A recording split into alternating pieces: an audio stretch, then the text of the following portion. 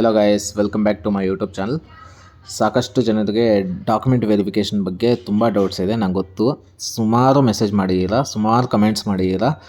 So ಇದರಿಂದ ಇವತ್ತು ನಾನೇ ಸ್ವಂತ KE ಆಫೀಸ್ ಮಲ್ಲೇಶ್ವರಂಗೆ ಹೋಗಿ ಆಫೀಸರ್ ಜೊತೆ ಮಾತಾಡಿ KSET KE ಆಫೀಸರ್ ಜೊತೆ ಕ್ಲಿಯರಾಗಿ ಡಾಕ್ಯುಮೆಂಟ್ ವೆರಿಫಿಕೇಷನ್ ಹೆಂಗಿರುತ್ತೆ, ಏನೇನು ಡಾಕ್ಯುಮೆಂಟ್ಸ್ ತರಬೇಕು, ಏನೇನು ಪ್ರಾಬ್ಲಮ್ಸ್ ಫೇಸ್ ಮಾಡ್ತೀರಾ, ನಿಮ್ಮ ಪ್ರಾಬ್ಲಮ್ಸು, ನಿಮ್ಮ ಕಮೆಂಟ್ಸ್ ಎಲ್ಲ ಒಂದೊಂದಾಗಿ ಡಿಸ್ಕಸ್ ಮಾಡಿ ಅವ್ರು ಕೊಟ್ಟಿರೋ ಉತ್ತರ ಏನು ಅನ್ನೋದನ್ನು ಈ ವಿಡಿಯೋದಲ್ಲಿ ನಿಮಗೆ ಕ್ಲಿಯರಾಗಿ ತಿಳಿಸ್ಕೊಡ್ತೀನಿ. ಸೊ ದಟ್ ನೀವು ಯಾರೆಲ್ಲ ಹೊಸದಾಗಿ ಚಾನಲ್ಗೆ ಬಂದಿರ್ತೀರೋ ಪ್ಲೀಸ್ ಲೈಕ್ ಮಾಡಿ, ಸಬ್ಸ್ಕ್ರೈಬ್ ಮಾಡ್ಕೊಳ್ಳಿ. ಕೆಲವರೆಲ್ಲ ಯೂಟ್ಯೂಬರ್ಸು ಸುಮ್ಮನೆ ಏನೇನೋ ಹೇಳ್ತವ್ರೆ, ಅದನ್ನೆಲ್ಲ ನಂಬ್ಕೊಂಡು ನೀವು ಡೈರೆಕ್ಟಾಗಿ ಎತ್ಕೊಂಡು ಹೋಗ್ಬಿಟ್ಟು ಅಲ್ಲಿ ಡಾಕ್ಯುಮೆಂಟ್ ವೆರಿಫಿಕೇಷನ್ಗೆ ಅಟೆಂಡ್ ಆಗೋದ್ರಿಂದ ಅಲ್ಲಿ ಆಫೀಸಸ್ಸು ನಿಮ್ಮ ಸರ್ಟಿಫಿಕೇಟ್ನ ರಿಜೆಕ್ಟ್ ಮಾಡೋದು ಇದೆ. ಇವತ್ತು ಅದನ್ನು ನೋಡಿದ್ದೀನಿ. ಸೊ ಅದರಿಂದನೇ ನಾನು ಡೈರೆಕ್ಟಾಗಿ ಇವತ್ತು KE ಆಫೀಸರ್ ಜೊತೆ ಡಿಸ್ಕಸ್ ಮಾಡಿ ಅವ್ರು ಹೇಳಿರೋ ಮಾಹಿತಿ ಪ್ರಕಾರ ನಿಮ್ಮ ಡೌಟ್ಸ್ಗೆ ಅವ್ರು ಏನು ಸೊಲ್ಯೂಷನ್ ಕೊಟ್ಟರು ಅನ್ನೋದನ್ನು ಈ ವಿಡಿಯೋದಲ್ಲಿ ನಿಮ್ಗೆ ತಿಳಿಸ್ಕೊಡ್ತಾ ಹೋಗ್ತೀನಿ. ಸೊ ದಟ್ ಯಾರು ವೀಡಿಯೋನ ಸ್ಕಿಪ್ ಮಾಡಬೇಡಿ, ಕೊನೆವರೆಗೂ ನೋಡಿ. ಮತ್ತು ಚಾನಲ್ಗೆ ಯಾರ್ಯಾರೆಲ್ಲ ಹೊಸ್ದಾಗಿ ಬಂದಿರ್ತಾರೋ ಪ್ಲೀಸ್ ಲೈಕ್ ಮಾಡಿ, ಸಬ್ಸ್ಕ್ರೈಬ್ ಮಾಡ್ಕೊಳ್ಳಿ. KSET ಡಾಕ್ಯುಮೆಂಟ್ ವೆರಿಫಿಕೇಷನ್ಗೆ ಮೇಯ್ನ್ ಕೇಳೋ ಡಾಕ್ಯುಮೆಂಟ್ಸ್ ಬಂದುಬಿಟ್ಟು PG ಮಾರ್ಕ್ಸ್ ಕಾರ್ಡ್ಸ್ ಕೇಳ್ತಾರೆ. 4th ಸೆಮ್ದು, SEM 1, SEM 2, SEM 3, SEM 4 original marks cards ಇರಬೇಕು. ಅಕಸ್ಮಾತ್ ನಿಮ್ದೇನಾದರೂ ಒರಿಜಿನಲ್ ಮಾರ್ಕ್ಸ್ ಕಾರ್ಡ್ ಇಲ್ಲ ಅಂದರೆ ಏನಾದರೂ ರಿಸಲ್ಟ್ ಬಂದು ಡಿಜಿಲಾಕರಲ್ಲಿ ಏನಾದರೂ ಇದ್ದರೆ ಡಿಜಿಲಾಕರ್ದು ಕೂಡ ಆಕ್ಸೆಪ್ಟ್ ಮಾಡ್ತಾರೆ. ಮತ್ತು application form, KSET application form, ಇಲ್ಲಾಂದರೆ ಅಡ್ಮಿಟ್ ಕಾರ್ಡ್, ಎರಡರಲ್ಲಿ ಒಂದು ಕೇಳ್ತಾರೆ. ಮತ್ತು ಆಧಾರ್ ಕಾರ್ಡ್, ಮತ್ತು ರಿಸರ್ವೇಷನ್ಸ್ ನೀವೇನಾದರೂ ಅಪ್ಲೈ ಮಾಡಿದರೆ ಕ್ಯಾಸ್ಟ್ ಸರ್ಟಿಫಿಕೇಟು, ಇನ್ಕಮ್ ಸರ್ಟಿಫಿಕೇಟು ಕೇಳ್ತಾರೆ. ಇಷ್ಟು ಬಿಟ್ಟರೆ KE ಅವರು ಇನ್ನೇನು ಕೇಳಲ್ಲ. ಮತ್ತು ರೀಸೆಂಟಾಗಿ ಯಾರ್ಯಾರೆಲ್ಲ ಮದುವೆ ಆಗಿರ್ತಾರೋ ಹೆಣ್ಣು ಮಕ್ಕಳು, ಅವರು ತಮ್ಮ ಹಸ್ಬೆಂಡ್ ಮೂಲಕ ಆಗಿರುವ ಕ್ಯಾಸ್ಟ್ ಆ್ಯಂಡ್ ಇನ್ಕಮ್ ಸರ್ಟಿಫಿಕೇಟ್ನ ಪ್ರೊವೈಡ್ ಮಾಡಬೇಕು ಅಂತ ನೋಟಿಫಿಕೇಷನಲ್ಲಿ ಮೆನ್ಷನ್ ಮಾಡಿದರು. ಬಟ್ ರೀಸೆಂಟಾಗಿ ನೀವು KSET ಅಪ್ಲಿಕೇಶನ್ ಹಾಕಬೇಕಾದ್ರೆ ಯಾವ ಕ್ಯಾಸ್ಟ್ ಆ್ಯಂಡ್ ಇನ್ಕಮ್ ಸರ್ಟಿಫಿಕೇಟ್ನ ಹಾಕಿರ್ತೀರೋ ಅದನ್ನೇ ಡಾಕ್ಯುಮೆಂಟ್ ವೆರಿಫಿಕೇಷನ್ ಪ್ರೊಸೆಸ್ಗೂ ತರ್ಬೋದು. ಇಲ್ಲ ನೀವು ಏನಾದರೂ ಚೇಂಜ್ ಮಾಡಿಸಿದ್ರೆ ನೀವು ಹೊಸ ಕ್ಯಾಸ್ಟ್ ಆ್ಯಂಡ್ ಇನ್ಕಮ್ ಸರ್ಟಿಫಿಕೇಟ್ನ ಕೂಡ ತರ್ಬೋದು.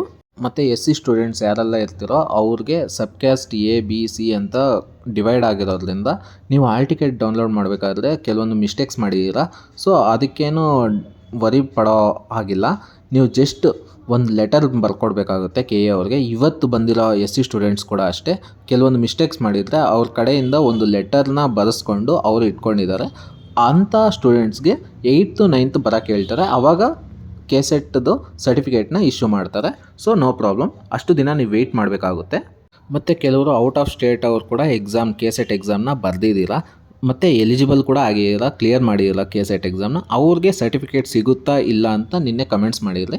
ಸೊ ಇವತ್ತು KE ಆಫೀಸರ್ನ ಕೇಳಿದೆ, ಯಾರೆಲ್ಲ ಡಿಗ್ರಿ ಮತ್ತು PG ಇಲ್ಲಿ ಬೆಂಗಳೂರಲ್ಲಿ ಇಲ್ಲ ಕರ್ನಾಟಕದಲ್ಲಿ ಮಾಡಿದರೆ ಅಂಥವ್ರಿಗೆ ಸರ್ಟಿಫಿಕೇಟು ಸಿಗುತ್ತೆ, KSET ಸರ್ಟಿಫಿಕೇಟು. ಅದು ಬಿಟ್ಟು ನಿಮ್ಮ ಎಜುಕೇಷನ್ ಫುಲ್ಲು ತಮಿಳ್ನಾಡು ಆಂಧ್ರದಲ್ಲಿ ಮಾಡಿಬಿಟ್ಟು ಜಸ್ಟ್ ಇವಾಗ KSET ಎಕ್ಸಾಮ್ನ ಇಲ್ಲಿ ಎಕ್ಸಾಮ್ ಕ್ಲಿಯರ್ ಮಾಡಿದ್ದೀವಿ, ಸೊ ದಟ್ ನಮ್ಗೆ ಸರ್ಟಿಫಿಕೇಟ್ ಬೇಕು ಅಂತ ಬಂದರೆ ಅಂಥವ್ರಿಗೆ KE ಕಡೆಯಿಂದ KSET ಸರ್ಟಿಫಿಕೇಟು ಸಿಗಲ್ಲ. ಸೊ ಇವಾಗ ಕಮೆಂಟ್ಸ್ ನೋಡ್ತಾ ಹೋಗೋಣ.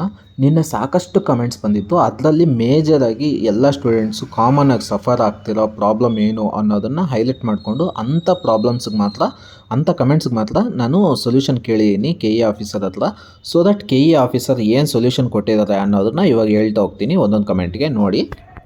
ಸೊ ಫಸ್ಟ್ ಕಮೆಂಟ್ ನೋಡೋದಾದರೆ, old income certificate father name ಹಾಕಿದೆ but recent marriage, so husband name ಇರೋದು new income and caste certificate ಮಾಡಿಸಿಲ್ಲ, ಪ್ರಾಬ್ಲಮ್ ಆಗುತ್ತಾ ಸರ್?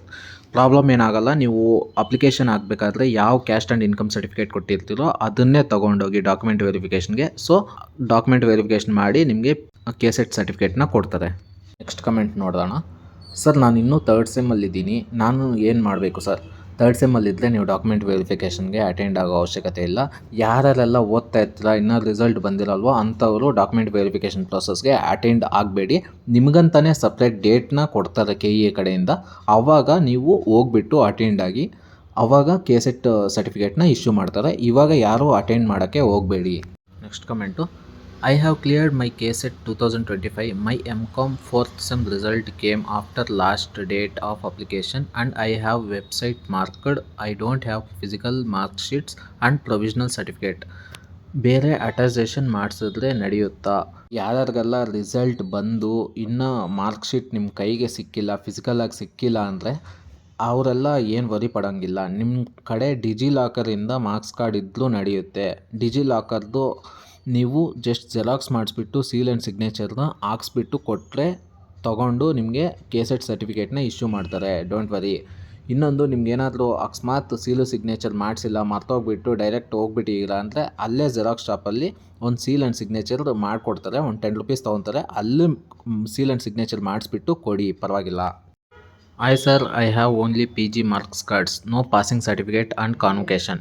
ನಿಮ್ಮದು 4 ಸೆಮ್ಮು PG ಮಾರ್ಕ್ಸ್ ಕಾರ್ಡ್ ಇದ್ದರೂ ನಡೆಯುತ್ತೆ. Don't worry. Next comment, sir I had uploaded expired income and caste certificate during application. Now I have renewed certificate. Is this cause any issue during the document verification? Please reply. ನೋಡಿ, application ಹಾಕಬೇಕಾದ್ರೆ ನೀವು expire ಆಗಿರೋ ಇನ್ಕಮ್ನ submit ಮಾಡಿದರೆ ಇವಾಗ renewal ಆಗಿರೋ ಹೊಸ income ಸರ್ಟಿಫಿಕೇಟ್ನ ತೊಗೊಂಡೋಗಿ. Suppose ನೀವೇನಾದರೂ ಅಪ್ಲಿಕೇಶನ್ ಹಾಕಬೇಕಾದ್ರೆ ನಿಮ್ಮ ಇನ್ಕಮ್ ಸರ್ಟಿಫಿಕೇಟು ರನ್ನಿಂಗಲ್ಲಿದ್ದು ಇವಾಗ ರೀಸೆಂಟಾಗಿ ಎಕ್ಸ್ಪೈರ್ ಆಗಿದೆ ಅಂದರೆ ನೀವು ಓಲ್ಡ್ ಇನ್ಕಮ್ ಸರ್ಟಿಫಿಕೇಟ್ನೇ ತೊಗೊಂಡೋಗ್ಬೋದು. ಪ್ರಾಬ್ಲಮ್ ಏನಿಲ್ಲ, ಅವರು ವೆರಿಫಿಕೇಷನ್ ಮಾಡಿಕೊಡ್ತಾರೆ. ಸೊ ನೆಕ್ಸ್ಟ್ ಕಮೆಂಟ್ ನೋಡೋಣ. Sir, I am married but did not change my name to husband name till now. Is it effects the verification? ನೋಡಿ, ನೀವು ರೀಸೆಂಟಾಗಿ ಏನಾದರೂ ಮದುವೆ ಆಗಿದ್ದರೆ ನಿಮಗೆ ಏನೂ ಎಫೆಕ್ಟ್ ಆಗೋಲ್ಲ.